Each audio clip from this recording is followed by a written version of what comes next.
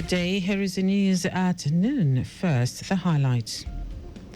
Lagos State government makes environmental impact assessment approval mandatory for project developers.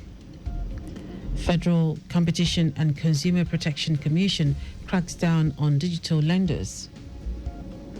On the foreign scene, United Nations raises alarm over deepening humanitarian impact of terrorism in West Africa.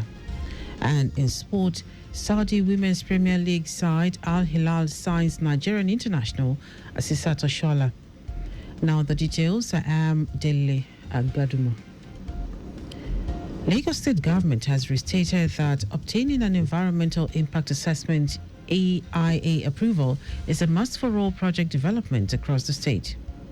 Special advisor to the governor on environment, Olakunle Rotimi Akodu, made this known during a stakeholders workshop on environmental impact assessment organized for practitioners in the real estate sector and project developers.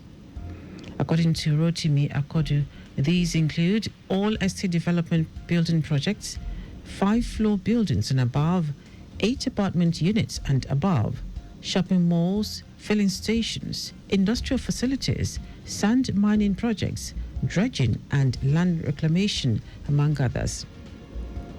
He said the state government will not hesitate to enforce compliance in the overriding interest of ensuring public safety and sustainable development when necessary. Earlier in his welcome address, the Permanent Secretary, Office of Environmental Services, Tajuddin Gaji, described the workshop as not only apt but timely, coming at a time when all hands must be on deck to ensure sustainable development in the state. The Health Facility Monitoring and Accreditation Agency, HEFAMA, has reiterated its commitment to sustaining a strict clampdown on unregistered and substandard health facilities across Lagos State. Speaking during a sensitization and advocacy exercise, Permanent Secretary of HEFAMA, Abiola Idowu, said the agency will not relent in its mandate to sanitize the health sector by shutting down all illegal facilities and prosecuting offenders. Idowu explained that the campaign was designed to educate stakeholders, community leaders, health workers and residents on the dangers of patronizing unlicensed medical practitioners. She urged residents to remain vigilant and report suspicious health facilities in their communities, assuring them that HEFAMA will continue to operate in line with Governor Babajide Sanwo-Olu's Themes Plus agenda to ensure quality, accessible and safe healthcare for all Lagosians.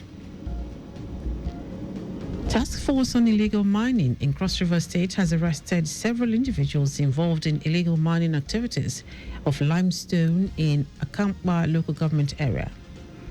Chairman of the task force, Paul Efyong, said despite repeated warnings, illegal mining activities have continued to rise, prompting the task force to take decisive action. He said the task force is set to protect the state's resources and ensure that all mining activities are conducted in accordance with the law. And now to the rest of the stories. The Federal Competition and Consumer Protection Commission, FCCPC, has rolled out regulations to curb harassment, data breaches, and other unethical practices by digital leaders in Nigeria. FCCPC's Executive Vice Chairman and Chief Executive Officer, Tunji Bello, in a statement signed by the agency's Director of Corporate Affairs, Ondaje Ijagu, said the regulations provide legal tools to hold violators accountable and promote responsible digital finance. Bello stated that no consumer should be harassed, defamed or lured into unsustainable debt under the guise of digital lending. The chairman added that all digital lenders must register with the Federal Competition and Consumer Protection Commission within 90 days, with approval subject to meeting standards of transparency, data compliance, and consumer protection. The Northern Elders Forum, NEF, has urged President Bola Tinubu to declare a state of emergency in northern Nigeria, citing the worsening scale of insecurity and the government's constitutional and international obligation to protect lives. In a statement signed by its spokesperson, Abubakar Jidere, The forum called on the government to deploy adequately trained, armed and equipped security forces with clear rules of engagement to protect civilian populations and secure international border regions. The forum noted that continued inaction could endanger Nigeria's stability and regional peace. In our foreign news, the United Nations has decried the deepening humanitarian impact of terrorism in West Africa and the Sahel. It revealed that 1,364 children were recruited by armed groups in 2024, while more than 14,000 schools were shut due to insecurity. UN Under-Secretary General and Special Representative of the Secretary General for West Africa and the Sahel, Leonardo Simo, also said 5 of the 10 countries most impacted by terrorism are in West Africa and the Sahel, with fatalities rising in 2024.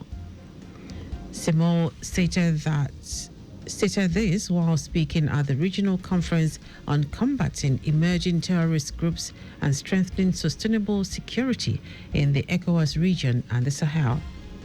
The UN envoy said the situation reflects stolen futures, fractured communities and deepening fragility as terrorist groups increasingly exploit ungoverned spaces, local grievances and advanced technologies such as drones and encrypted communications to entrench their operations. He warned that extremist violence has expanded into sensitive border zones like the Tambacounda region, spanning Mali, Senegal, Guinea and Mauritania, and even protected conservation areas threatening livelihoods, ecotourism and biodiversity. In our sports, Saudi Women's Premier League side Al Hilal has signed Nigerian international Asisat Oshoala on a permanent transfer.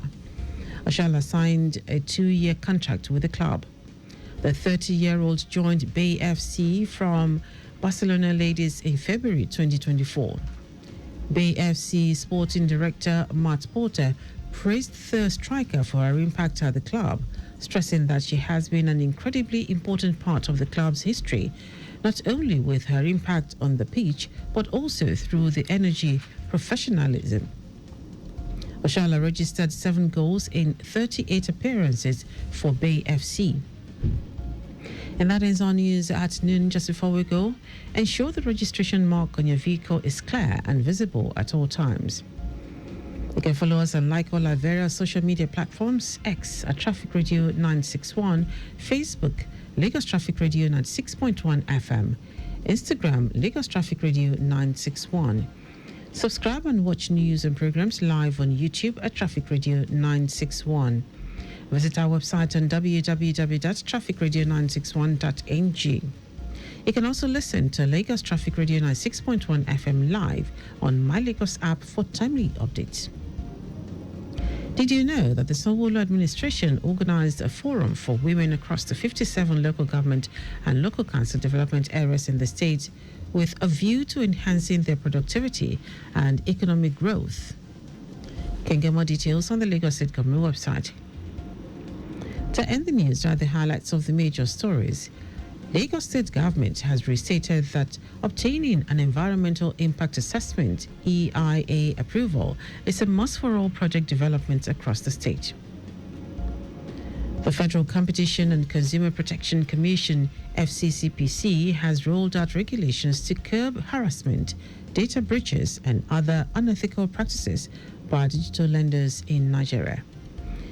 Also told you that the United Nations has decried the deepening humanitarian impact of terrorism in West Africa and the Sahel, revealing that 1,364 children were recruited by armed groups in 2024, while more than 14,000 schools were shut due to insecurity. And in sport, Saudi Women's Premier League side Al Hilal has signed Nigerian international Asisat Oshoala on a permanent transfer. For contact with the newsroom, send a message to info@trafficradio961.ng. That is news broadcast compiled by Mojid Ololade. I am Dele Agadumo. Good afternoon. Thank you for listening.